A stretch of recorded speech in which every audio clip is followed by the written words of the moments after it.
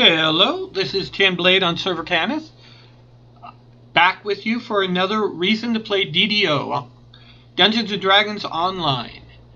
This time around we're going to talk about places. Places you can go, dungeons you can go through. Now, the thing to remember is that DDO has been around for over 10 years, which means that there is a lot of places and things in this game. The core game was originally the world of Eberron. Eberron is a little bit different than your normal fantasy. It has a little bit of steampunk stuff in it. Not much, but a little bit. You actually have artificial beings like robots. They're not actually robots, it's magical, but of that type, and you can actually play one. It's called Warforged. And most of the early days of DDO was in that world. It's on a continent which has piles of things. This is one of the things in the continent. It's a realm where giants and dragons fight, and there's a lot of dead and destruction here and such like that. But across Eberron there's piles, there's deserts, there's snows, there's zones you can go into that have piles of different types of things. Then they did a big expansion to go to Forgotten Realms. So you can go to Forgotten Realms, do adventures there. Oh, there's one zone that's basically a big area next to a mountain, which is gigantic. You can go all the way up to the top of the mountain, look down, and piles of quests scattered through all these places. Then, just recently, they did an expansion to go to Ravenloft. In Ravenloft, that's a horror setting. So you're fighting mostly undead vampires. The big boss is the vampire in charge of the area. And the wilderness area is gigantic. I believe it's the biggest one they've done so far. But of course you have piles of quests that go through there where you have to fight different, horror type things. The first quest is in a house that's really creepy. Then you've got the quests themselves.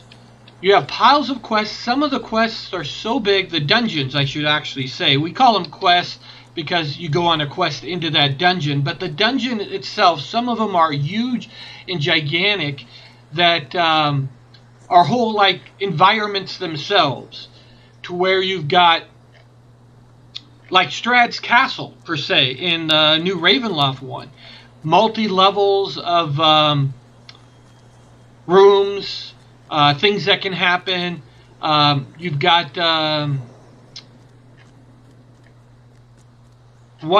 even a couple quests or dungeons that are in, though not officially said, the world of Greyhawk. They're old dungeons like Temple of Elemental Evil, Against the Slave Lords, all that kind of stuff. You can see that there's a lot out here, out in Giant Hold. And one of the cool things about the dungeons is they have different difficulties. I'm going to run up to one here and give you an idea how that goes. But there are hundreds of dungeons. And like I've said in past videos, these are just not simple quests. These are full objectives you have to go. The terror of our history when I look upon this battlefield. Giants have done great evil. I feel it in my gut. I fear we will do evil again if we are not stopped.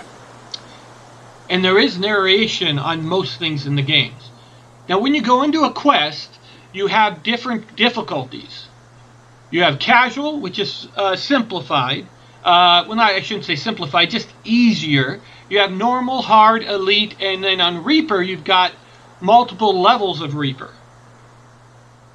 I'm just going to go on normal to give you an idea. There's heroic and epic. Some quests have higher level versions, like this one is a level 13, but on epic it's level 24.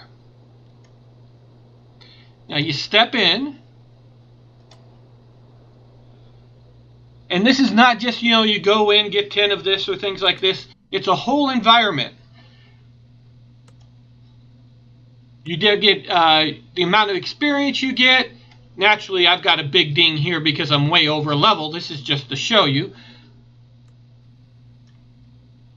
There are side quests that pop up, but it's a whole environment itself. This is a full cave, multiple levels, multiple things in it. That's just one dungeon out of the hundreds that are in this game. There's something about protecting the leader, and this door hasn't been used in quite some time. This is just to give you a brief idea of how dungeons work, to show you that they're pretty cool. The whole setup in here, you can go through all kinds of things. And there are hundreds of these. This one here, I don't know, maybe takes like 10-15 minutes if you're rushing through and to do it and such like that. There's side quests. There's locked doors that lead to other parts, so if you have somebody that can unlock doors, you can get into other parts of the quest. There are multiple other options. As you can see right here, it gives you a list of some of the options that you have to get through. There's generals to the leader that you have to take out before getting to the leader. All kinds of things. I'm going to go ahead and exit out of this one. I just wanted to give you an idea. But the world of DDO is very, very vast. And they're regularly adding new things to the game. Normally it's 4 times a year, so every 3 months, normally they have an update to the game. Normal updates will have new quests, new zones, new races, or new classes, or a combination of those. They sometimes have large expansions that are bigger than your normal updates. I think the update that's coming up probably in about a month, I think has maybe like 5-6 quests to it, some revamping of some of the character class stuff, and different things like that just to enhance the game overall. And they're taking some of the older items and upgrading them also for some of the low-level things. So they're continuously adding to the game. They're continuously making it better. I just wanted to give a quick overview to give you an idea that a reason to play DDO, Dungeons & Dragons Online, is all the beautiful places to go. Now, some people say the graphics are outdated and such like that.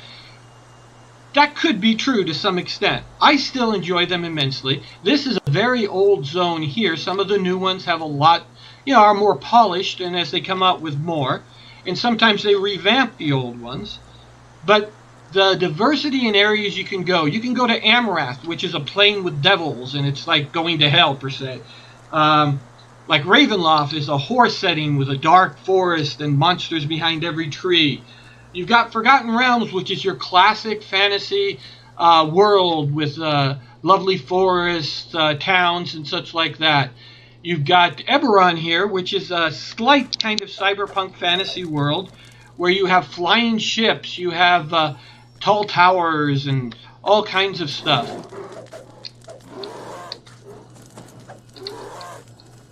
So normally, and to be completely honest, I've been playing this, 7 years, something like that. I haven't kept track. There are actually some quests and things in the game and challenges, because that's another type of quest, a lot of additional stuff in the game that I have yet to do. I know on the challenges there's some I haven't done, and they have special events which take you to different places. I know there's one cool area where it's all pirates, and you can actually shoot down flying pirate ships, all kinds of stuff.